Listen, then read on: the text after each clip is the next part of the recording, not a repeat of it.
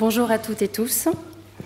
Je suis Laure Mouton, donc sage-femme de territoire Gironde au sein du réseau Périnate Nouvelle-Aquitaine. Et ma mission aujourd'hui est de vous présenter l'auto-questionnaire Bien-être en Nouvelle-Aquitaine, un outil d'aide au repérage des vulnérabilités maternelles et parentales et à l'orientation de ces vulnérabilités.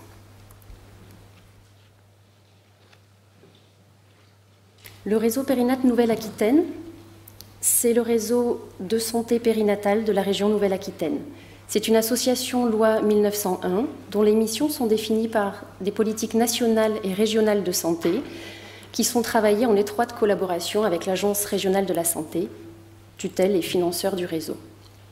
Le réseau Périnate Nouvelle-Aquitaine, c'est un espace de réflexion, de partage et d'échange, travaillant à l'harmonisation, à l'amélioration des pratiques de santé régionales, travaillant à des projets de prévention et de promotion de la santé, à l'optimisation de l'organisation des soins et à l'amélioration du lien entre les acteurs.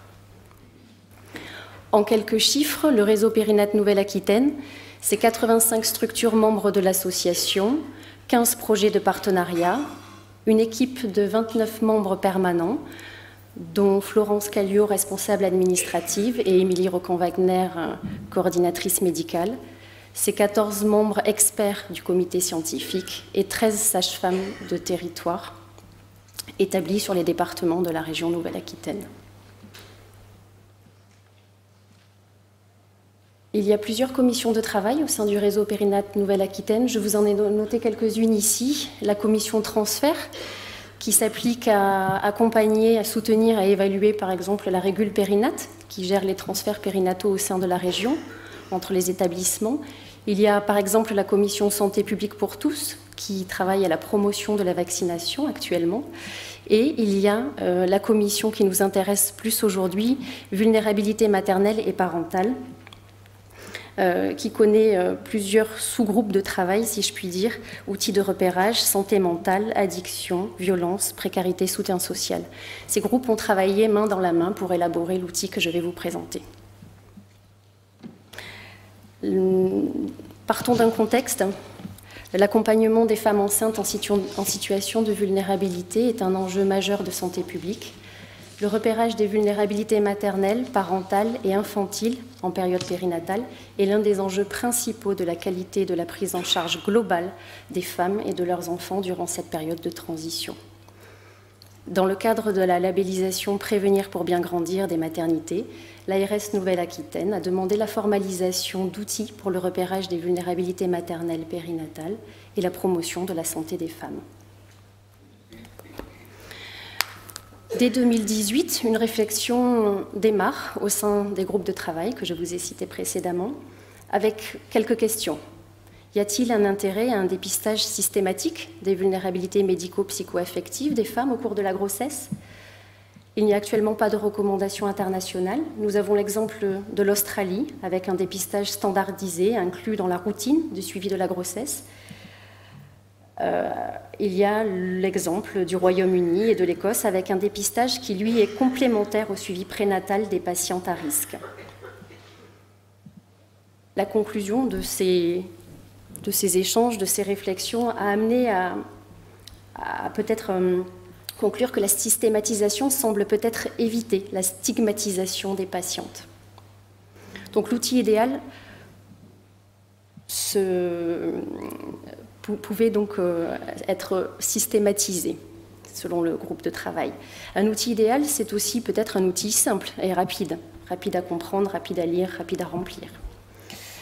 C'est poser la question du format de ce repérage, et le format auto-questionnaire a semblé répondre à une préconisation de l'Organisation mondiale de la santé de responsabiliser la femme enceinte en respectant le thème de la confiance en soi, ainsi que des compétences et de l'autonomie des femmes pour un vécu plus positif de la grossesse. Repérer, très bien, mais après, la nécessité des ressources territoriales est très importante et du coup, l'élaboration de ces ressources a dû aussi être discutée dans la réflexion de l'élaboration de cet outil. Tout l'enjeu du repérage est de proposer une orientation adaptée.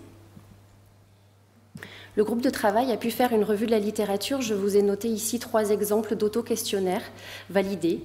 L'Alpha, au Canada, comprend 45 questions posées à la femme enceinte.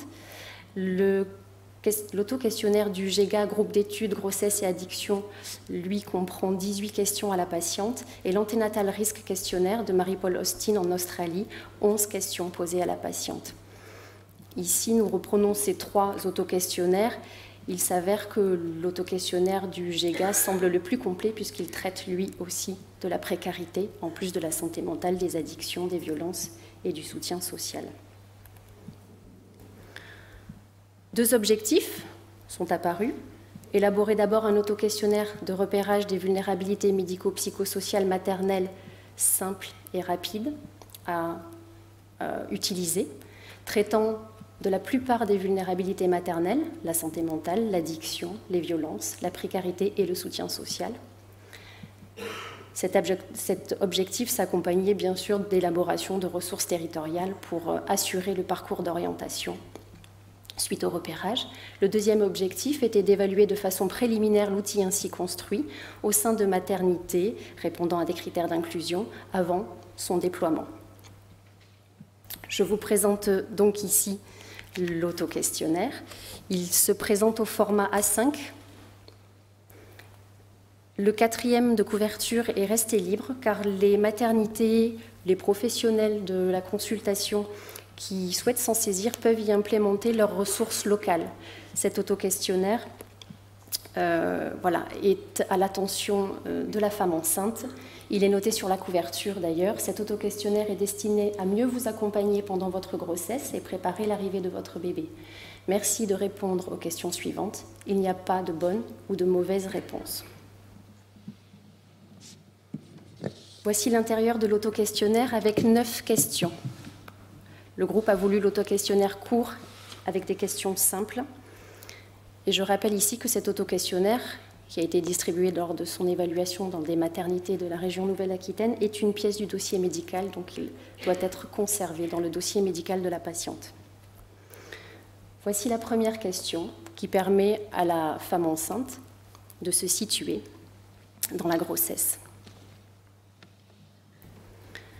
La deuxième question traite de l'isolement social. Avez-vous au moins une personne dans votre entourage sur qui vous pouvez compter? Oui, non. Je vous livre, suite aux questions, quelques données de contexte pour illustrer un petit peu chacune des questions que l'on va voir ensemble. L'isolement social, c'est un paramètre objectif qui réfère à une carence de contacts sociaux significatifs et soutenus en quantité et en qualité. L'enquête nationale périnatale de 2016 montre que plus de 7% des femmes déclarent vivre seules. Un tiers des femmes enceintes bénéficient d'un entretien prénatal précoce.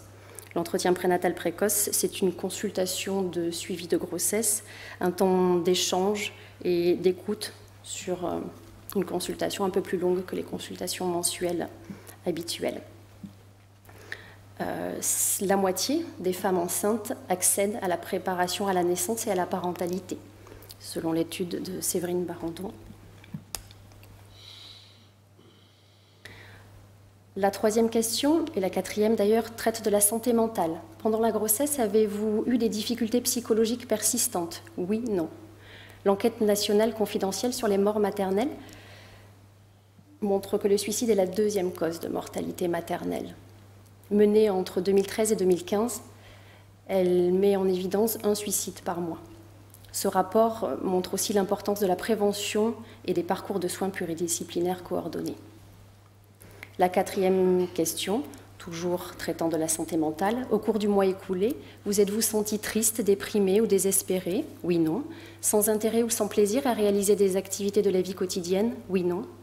23% environ des femmes déclarent avoir connu une période pendant la grossesse d'au moins 2 semaines consécutives pendant lesquelles elles se sont senties tristes, déprimées, sans espoir.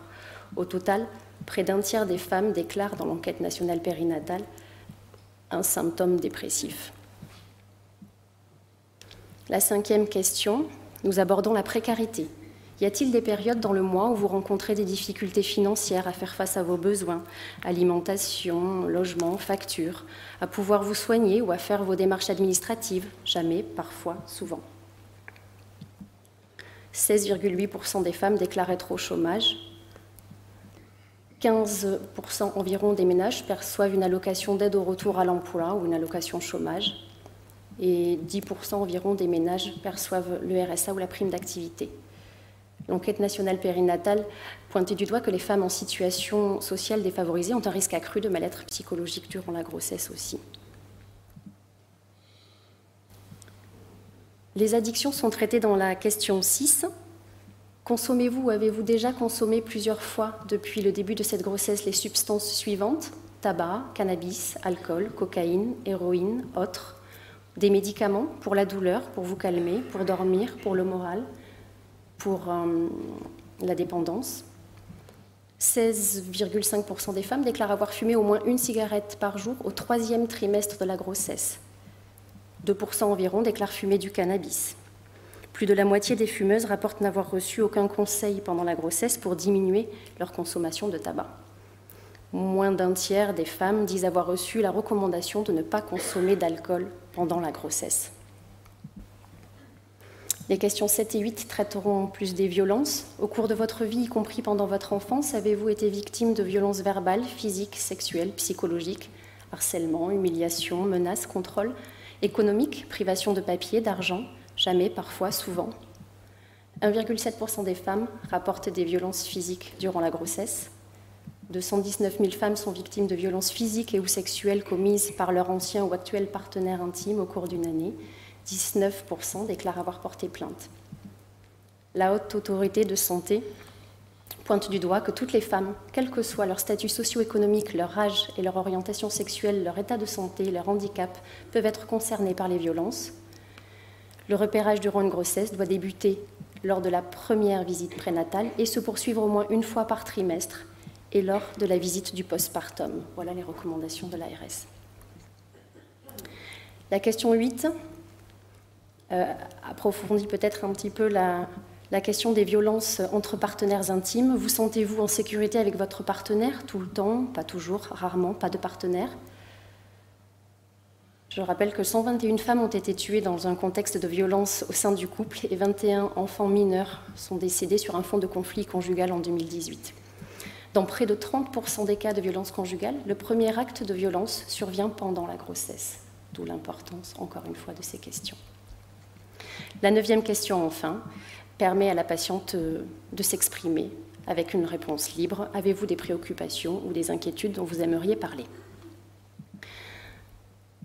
Cet auto-questionnaire, une fois construit, a été proposé dans un service de consultation de la maternité d'un CHU, distribué à 13 patientes et à 6 professionnels, voilà, pour évaluer rapidement, au sein d'un pré-test qualitatif, le nouvel outil ainsi élaboré. Le résultat de cette petite distribution est que l'outil a été très bien accueilli, a été jugé facile à comprendre, rapide à remplir et aidant à la consultation. Ensuite, la commission vulnérabilité maternelle et parentale du réseau Périnat Nouvelle-Aquitaine s'est appuyée sur la méthodologie du SMIP, du service de soutien en méthodologie et d'innovation en prévention du CHU de Bordeaux, pour évaluer l'utilité de l'outil. Le critère choisi a été le nombre de dossiers présentés en staff médico-psychosocial avant et après la mise en place de l'auto-questionnaire, et ce à un an d'intervalle. En effet, l'outil a été proposé aux 44 maternités de la région Nouvelle-Aquitaine. 15 maternités ont été candidates et la comparaison était de vérifier qu'après l'implémentation de l'auto-questionnaire dans les structures, la supposition était que le nombre de dossiers obstétricaux présentés en staff médico-psychosocial, le staff médico-psychosocial, c'est une réunion pluridisciplinaire qui permet de traiter les dossiers des patientes présentant des vulnérabilités et donc de les orienter. Voilà, le critère a été celui-ci. L'auto-questionnaire devait donc être distribué avant chaque consultation prénatale ou chaque entretien prénatal précoce à toutes les femmes enceintes des structures qui souhaitaient proposer l'outil. Il devait être rempli en salle d'attente seule par la patiente et la relecture était immédiate avec le professionnel des consultations. Donc sur 15 maternités candidates, 15 ont pu être incluses dans cette évaluation, puisqu'elles respectaient les prérequis nécessaires à la distribution de l'outil et à l'intégration de leurs résultats.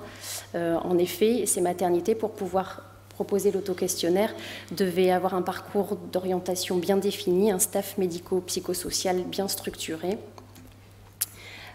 Voilà, la tendance, le résultat est une tendance non significative malheureusement du nombre de dossiers présentés en staff médico-psychosocial entre la période de février 2020, où l'auto-questionnaire n'était pas distribué, et février 2021, où l'auto-questionnaire était distribué dans ces maternités. La pandémie a constitué une limite à ce travail en engendrant des difficultés organisationnelles, des freins dans l'implication des professionnels, en effet, et un faible recul d'utilisation, de distribution de l'outil, une courte durée de comparaison. Enfin, une enquête de satisfaction, si je puis dire. Une enquête avait été proposée aux consultants qui avaient utilisé l'auto-questionnaire dans les 12 maternités évaluées. Le retour de ces utilisateurs de l'auto-questionnaire a été très positif. Je vous donne quelques chiffres. L'outil a amélioré la connaissance du parcours de soins pour 61% des professionnels et les a aidés à l'orientation de leurs patients pour 72% d'entre eux. Et 84% des répondants souhaitaient poursuivre l'utilisation de l'auto-questionnaire. Voilà quelques réflexions de professionnels ayant utilisé cet outil. J'en citerai une. Les patientes sont préparées à aborder certains thèmes. Donc, si on ne gagne pas de temps, on gagne en fluidité pendant la consultation, car la parole est libérée plus facilement. Je passe aux forces de l'outil. Du côté des professionnels, l'outil a permis une réelle sensibilisation des professionnels aux vulnérabilités maternelles. Il a aidé au repérage et à l'orientation. Et il a permis une certaine formalisation des ressources territoriales et des staffs médico-psychosociaux au sein des structures l'ayant utilisé. Du côté des patientes, et selon les professionnels, l'auto-questionnaire a permis une sensibilisation des patientes aux vulnérabilités maternelles aussi. L'outil est le témoin de l'implication du praticien et de la structure sur ces thèmes-là. Et l'auto-questionnaire a permis une approche plus globale, favorisant un climat de confiance dès la salle d'attente et pour peut-être une meilleure acceptation des orientations en suivant. Cet auto-questionnaire a permis de libérer la parole des femmes et les ressources territoriales apposées en 4e de couverture ont beaucoup intéressé les patientes qui ont pu parfois les photographier, les garder. L'auto-questionnaire bien-être en Nouvelle-Aquitaine est donc un outil simple, innovant, répondant aux demandes des instances et aux besoins des équipes sur le repérage des vulnérabilités maternelles des femmes enceintes. C'est un outil d'aide à la pratique au service d'une stratégie globale de repérage systématisé, balayant la plupart des vulnérabilités psychosociales. Maintenant, les perspectives. L'outil entre aujourd'hui dans sa phase de déploiement. Il va être proposé aux 29 autres maternités de la région Nouvelle-Aquitaine, aux structures des PMI, aux sages-femmes libérales. Il sera bien sûr distribué selon des recommandations de bonnes pratiques. Nous avons bien compris aujourd'hui la nécessité d'un parcours d'aval bien élaboré, de ressources territoriales claires pour les patientes et pour les professionnels d'ailleurs. Et nous avons bien vu aussi la nécessité d'avoir des staffs, des réunions pluridisciplinaires qui amènent à ces orientations bien structurées.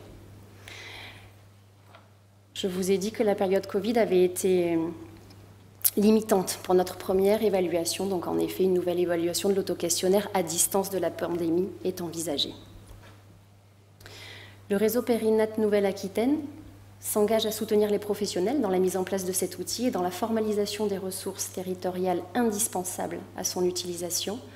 Fort de cette nouvelle expérience, il poursuit son travail de réflexion et d'accompagnement sur la prévention et l'accompagnement des vulnérabilités maternelles, infantiles et parentales, avec un focus sur les fragilités des familles.